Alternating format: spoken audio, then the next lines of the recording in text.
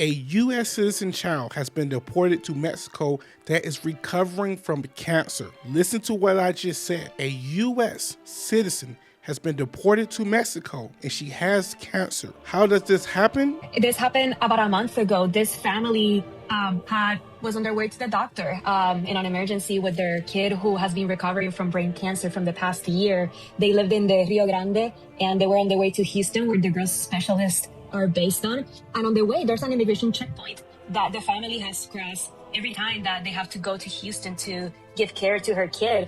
And they were prepared every other time with these letters from their doctors, from their lawyers, explaining the situation so they could pass.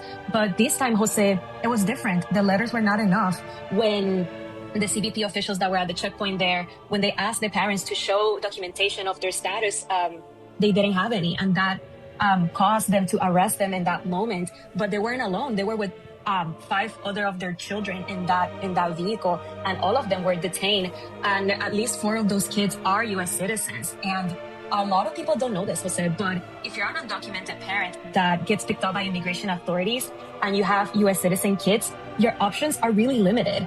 If the kid stays in the United States, they actually go into the custody of the government and enter the foster care system, regardless of whether they have family members in the United States or not. The other option is to have the kids come with them to the country where they're being deported to. The mother tells me that the kids have not been able to go to school. Her kids have not been able to get the healthcare they need, especially this little girl, to make sure that her recall cancer continues in the right track. They had no criminal record. If you are here undocumented, you are a criminal to them. They don't care if you have kids.